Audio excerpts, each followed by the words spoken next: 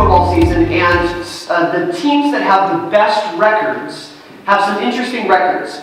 So in the American Conference, the Kansas City Chiefs have the best record by a couple of games.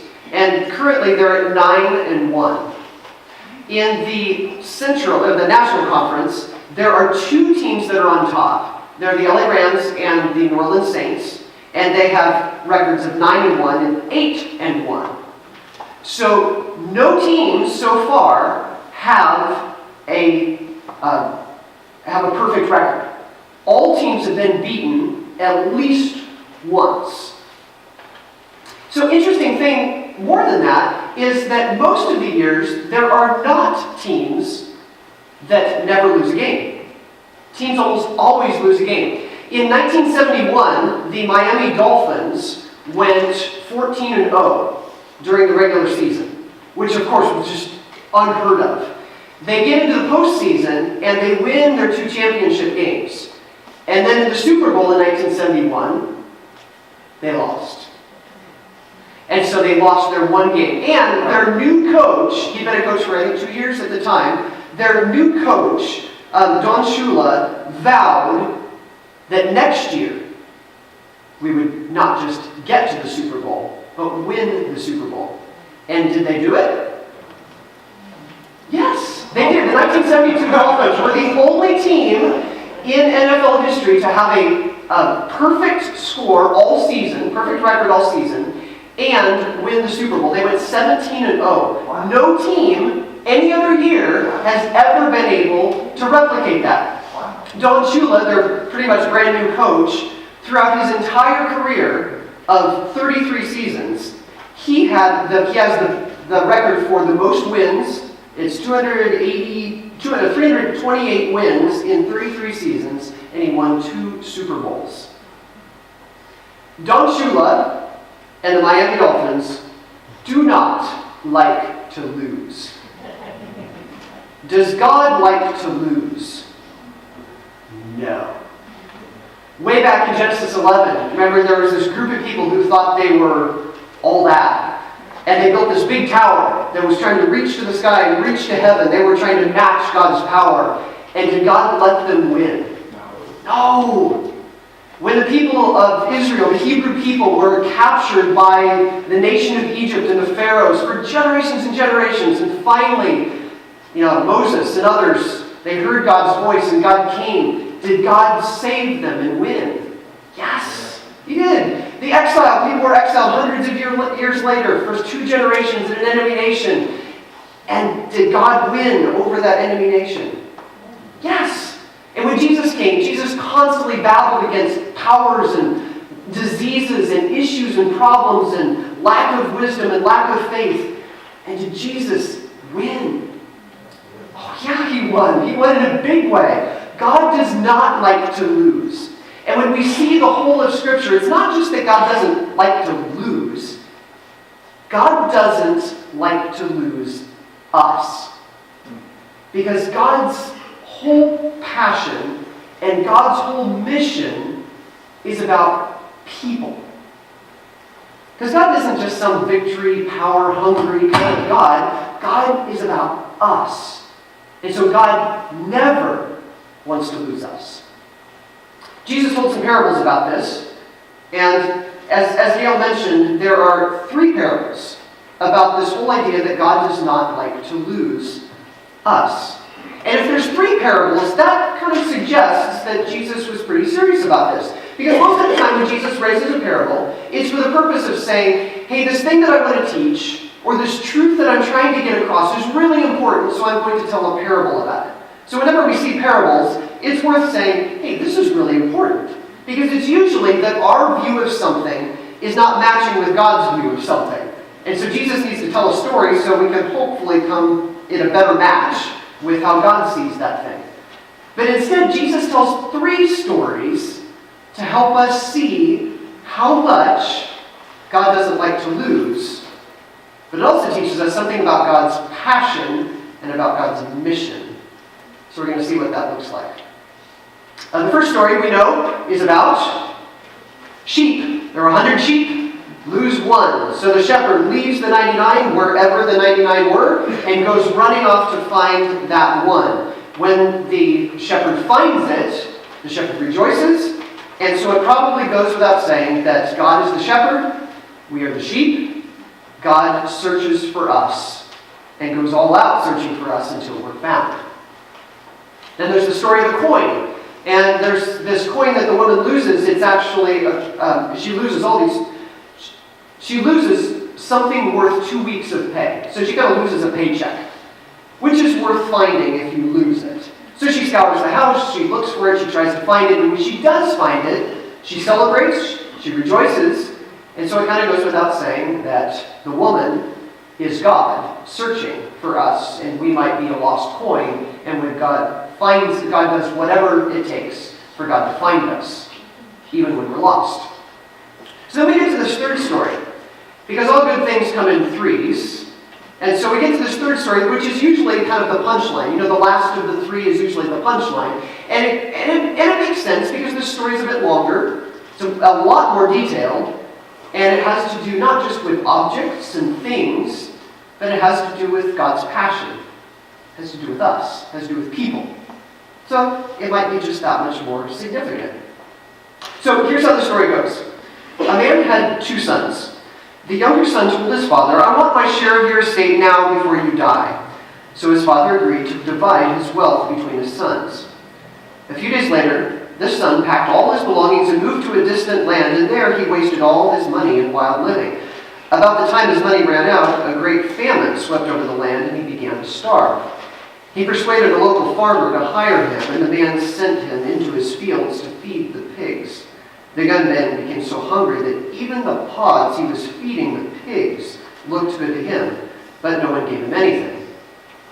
When he finally came to his senses, he said to himself, "At home, even the hired servants have food enough to spare, and here I am dying of hunger. I will go home to my father and say, 'Father, I have sinned against both heaven and you, and I am no longer worthy of being called your son. Please take me on as a hired servant.' So he returned home to his father, and while he was still a long way off, his father saw him coming. Filled with love and compassion, he ran to his son, embraced him, and kissed him. His son said to him, 'Father, I have sinned against both heaven and you, and I am no longer worthy of being called your son.' But his father said to the servants, 'Quick, bring the finest robe in the house and put it on him. Get a ring for his finger and sandals for his feet, and kill the calf we have been fattening. We must celebrate with a feast, for this son of mine was dead, and now he's returned to life. He was lost, but now he's found.' So the party began." Now this is the story of the lost son. This is the story about something being very lost. But the story is different than the previous two, isn't it? I mean, it is longer, it's more detailed. It's got a lot more longer sections in it, but it's different. Because, think about the sheep. Who can we blame when the sheep gets lost? The sheep wanders off. Can we blame the sheep really for wandering off? I mean, it's just what sheep do. They're grazing animals. They're going to wander. That's what they do. So we can't really blame the sheep. It's not the sheep's fault for wandering away. When you have 100 sheep, something's going to happen to the sheep at some point, or one of the sheep at least. So what does the shepherd do? Well, the shepherd goes. The shepherd searches for that sheep and tries to find the sheep. And when he finds them, they celebrate. Well, when a coin gets lost, whose fault is it?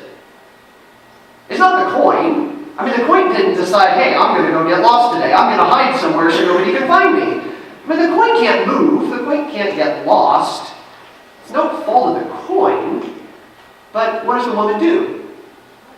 She searches for it. She tears the house apart, trying to find the coin that's lost. So she goes all out searching for the coin. Okay, but then we have the younger son. And the younger son gets lost. Whose fault is it? It's the son's fault. I mean, he made the decision. He set his mind to it. He took the money. He left. He decided that that's what he needed to do, and the father was not going to stop him. Because this child was an adult at this point. This child made up his mind. And he was of age where he could do that. So he suffered the consequences of his decision. So did the father go out searching for the son, trying to find him like the woman tore apart the house, or the shepherd went searching for the sheep that was lost? No. The father didn't go searching.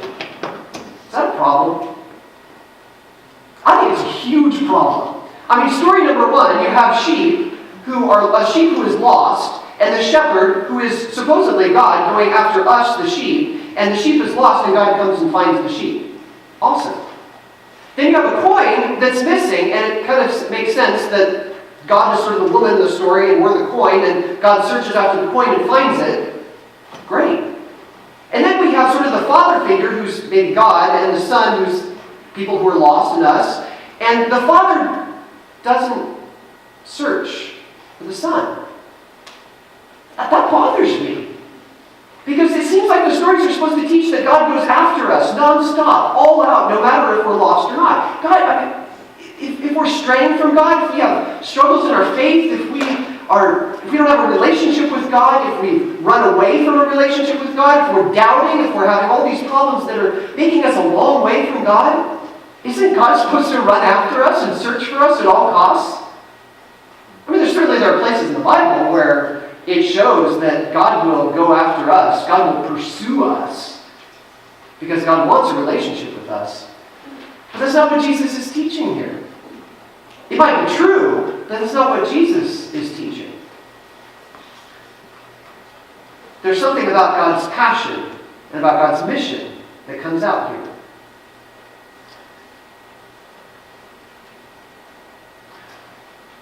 In all three of these parables, there's one consistent thing that the shepherd's doing, that the woman is doing, that the father's doing.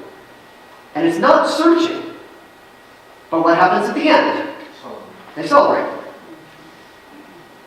When the woman finds the coin, she celebrates. When the shepherd finds the sheep, celebrates. When the father finds the son, it's kind of like the Good Samaritan parable. I think we looked at that last week, if I'm remembering right. Yes, we did. And in that parable, there's the priest that comes along, and then there's the temple assistant that comes along, and then there's the Samaritan. And when the Samaritan helps the guy who's wounded, Jesus goes on and on and on about all the ways that he helps him. And it's like this whole paragraph of all the crazy things that he does. I mean, that's like the party of the father with the son. It's not just, they celebrated. It's, kill the fattened calf, get the ring, get the robe, let's have a party. And, it's a huge deal. There's something about God celebrating when we're found that is so much a part of God's passion, because God celebrates. Whenever we realize that we're far from God, whenever we realize that our faith just isn't as strong as it could be, whenever we come back into a relationship with God, whenever we're able to serve somebody with the love of God in a way that we haven't before, when we're lost in some sort of a way, God celebrates in a big way when we come back. It's interesting that when Jesus told these stories, or what inspired these stories to happen, was these people who were around him at the time. We saw some pictures in the children's message of what that looked like and who was there, these Pharisees who were grumbling. But here's the beginning. Here's the first couple verses before these stories happen. It says, the tax collectors and other notorious sinners often came to listen to Jesus teach. This made the Pharisees and teachers of religious law complain that he was associating with such sinful people, even eating with them. So Jesus told them this story.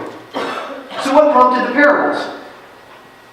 It was these people who were complaining. And the people who were complaining were the people who should have known, beyond anybody else, what Jesus was doing and supported what Jesus was doing. I mean, if Jesus was fulfilling the ways of God, if Jesus was living out the love that God has for people, shouldn't they, who were the most experienced, the most learned, the most insightful, the most wise of their day, shouldn't they have been able to support what Jesus was doing? Well, sure, they should have, but instead they were complaining because to them, they thought, well, no, there's only some people who are okay to have a relationship with God. And then there's other people who, I'm sorry, you're over in this pot and you can't have a relationship with God. And it's for all these reasons. You're not good enough, or you haven't done the right things, or you weren't born in the right family, or whatever it is. But there's some people who can, and some people who can't. And clearly Jesus is hanging out with the people who cannot. So this is just not right. And I think this hits one of those buttons that Jesus has. Because he goes off in 3 parables. This is clearly one of those core buttons that Jesus has. That if anybody gets in the way of somebody having a relationship with God, that's a problem. Because that's really part of God's passion and God's mission. God's passion is for lost people to be found. And God's mission is to be with lost people and to celebrate when we're found. God's passion, I think, has always been toward this direction, toward the lost, or toward the underserved, or toward the people who are not getting what God hopes for them. Jesus said, healthy people don't need a doctor. Sick people do. The law, 1 Timothy says, was not intended for the people who do what's right. It's for the people who are lawless, or people who are rebellious, who are ungodly and sinful. Or as James puts it, pure and genuine religion in the sight of God the Father means caring for orphans and widows in their distress. I mean, there's this sense that God always has this not favoritism, but this leaning toward those who are lost, or those who are not getting all that God designed for them to get. God has a passion for people who are lost, and a passion that we're found when we're lost. The ways that we've talked at RiverCross about our passion and our mission is just with this simple phrase, step in. And, I think most of us know that this came from that passage in Joshua where they're all standing at the edge of the river. There's this flooded river. They don't know how they're going to get across. And God says, no, I want you to cross, but in order for me to do anything with the water, because you don't have a boat and you don't have a dam and you don't have anything to stop the water, in order for you to do something, in order for me to do my job, God says, I want you to step into the water. And once you take that step, then God's going to make that miracle happen. I mean, what if we step in to the lives of people who are lost? Whether they have a relationship with God or not, whether they're just in a stage of doubting, whether they're feeling so far away from God and God just doesn't make sense. How can we step into the lives of others who are lost and share God's passion for the lost and to do God's mission that the lost can be found? Catherine Schultz is a Pulitzer Prize-winning author. She now writes for The New Yorker. She's written for them for a few years. And last year she wrote an interesting, just personal chronicle kind of piece on when things go missing, when things get lost. She moved to, I think it was Portland, and she was just describing all the things that all of a sudden in her life got lost. I mean, she was losing her car keys. She was forgetting where she parked her car and losing her car. She was forgetting where she put obvious things that she would never lose before. And she was going through this whole cycle of, I'm losing things and I'm frustrated about losing things and I don't know why and I don't know what's going on. She observed this really interesting thing about losing things. She says, with objects, loss implies the possibility of recovery. In theory, at least, nearly every missing possession can be restored to its owner.